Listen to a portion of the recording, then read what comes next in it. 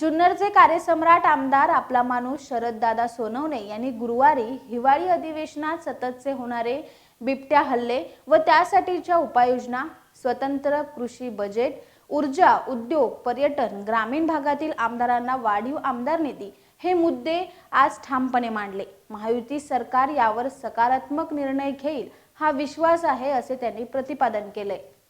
शरददादा सोनवणे यांनी हिवाळी अधिवेशनामध्ये अपक्ष म्हणून निवडून येणंही किती अवघड गोष्ट आहे याचाच अर्थ जुन्नरवासियांचा माझ्यावर ठाम विश्वास असल्या कारणाने मला जनतेचा सेवक म्हणून निवडून देऊन जुन्नरकर यांच्या समस्या सरकार दरबारी मांडणं हे माझं आद्य कर्तव्य असून जुन्नर तालुक्यातील शेतकऱ्यांना भेडसावणारी असणारी प्रमुख समस्या म्हणजे बिबट हल्ले। या बिबट हल्ल्यामुळे कित्येक शेतकरी, महिला, लहान मुले जखमी आणि प्रसंगी बिबट्याचे भक्ष्य बनले असून या समस्येवर तोडगा काढणे खूप गरजेचे आहे आणि भविष्यात ही समस्या पूर्ण महाराष्ट्राला अडचणीत आणणारी असल्या कारणाने लवकरात लवकर परिस्थितीचे गांभीर्य लक्षात घेऊन सरकारने त्यांच्यावर उपाययोजना राबवली पाहिजे याच्याकडे सभागृहातील सर्वांचे लक्ष वेधून घेतले। तसेच उद्योग, ऊर्जा, कृषी बजेट आणि ते देखील स्वतंत्र व पर्यटन यावर देखील विचार विनिमय करून ग्रामीण आमदारांना वाढीव आणि भरीव निधी कसा देता येईल हे मुद्दे शरददादांनी आपल्या सोप्या भाषेत ठामपणे हिवाळी अधिवेशनात मांडले। सर्वात जास्त ऊर्जा खात्यामध्ये आता पहिल्यांदा सगळ्यात मोठी जर आमच्यावर जर हल्ले कुणाचे होत असेल तर ते आमचे शेतकरी बिबटने हैराण झाले आणि आता हे लोन अख्ख्या महाराष्ट्रामध्ये पसरलेलं आहे। जवळजवळ अर्धा सभागृह बिबटच्या बाबतीमध्ये चिंताग्रस्त बसलेला आहे। मग अशा बाबतीमध्ये हा शेड्यूल 1 चा जो प्राणी आहे तो शेड्यूल 2 मध्ये आपण केला पाहिजे। बिबटची एवढी मोठी तुम्हाला सांगतो ही मांजराची प्रजात आहे, याला आपण समजून घ्या। हा दबा धरतो आणि हल्ला करतो, त्यामुळे हा अतिशय आपल्या सर्वांना घातक झालेला आहे।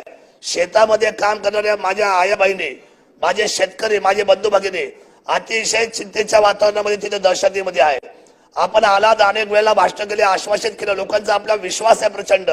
शेतकरी म्हणतायत की आज उद्या परवा अजितदादा निर्णय करतील, तो त्यांचा सांगावा मी आपल्या कानापर्यंत द्यायला आलोय साहेब।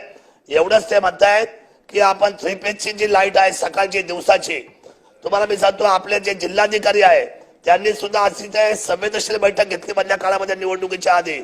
त्यावेळेला त्यांनी हा आपत म्हणून म्हणजे आपत म्हणून या ठिकाणी संवेदनशील म्हणून हा बिबट क्षेत्र म्हणून शिरूर लोकसभेमध्ये जुन्नर, आंबेगाव, खेड आणि शिरूर हे चारही असलेले विधानसभा त्या ठिकाणी त्यांनी घोषित केलेले आहेत। आपल्याला विनंती आहे की 3 पेजची लाईट आपण शेतकऱ्यांना सकाळच्या वेळेमध्ये द्यावी अशी मी आपल्याला आपल्या माध्यमातून विनंती करतो।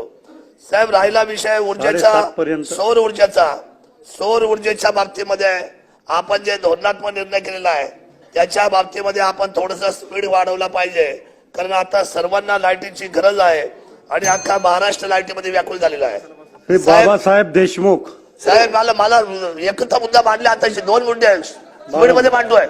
2 मुद्दे फक्त राहिले, 2 मुद्दे 2 मुद्दे 1 मिनिट जरा साहेब। मला साहेब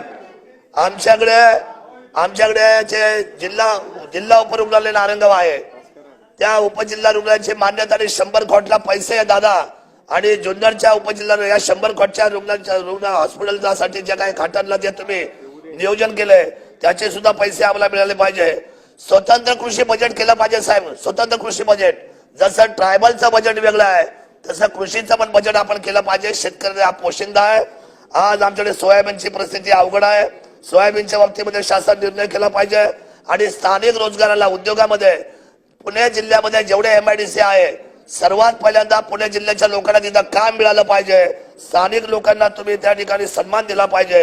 आणि साहेब, आम्ही आमदार ग्रामीणचे आहोत, 136 किलोमीटरचा आमचा ग्रामीणचा मतदारसंघ आहे। आम्हाला 5 कोटी देत होय, 5 कोटी दर वर्षाला।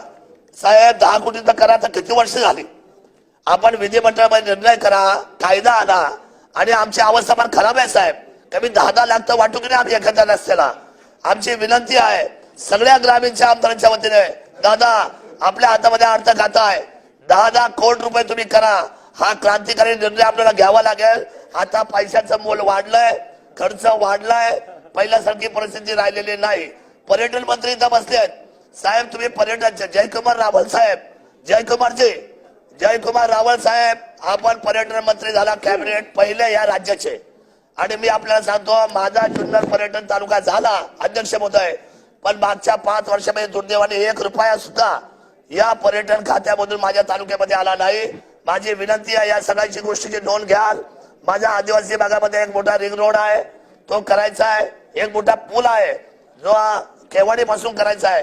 हे दोन्ही असलेले एक पूल आणि एक रस्ता मोठ्या ताकदीचा केला तर त्या पर्यटनाला आम्हाला चालना मिळेल. ब्युरो रिपोर्ट, मुख्य संपादक उत्तम Desai, news 18 crime times, Mumbai. Subscribe now and press the bell icon. Never miss an update.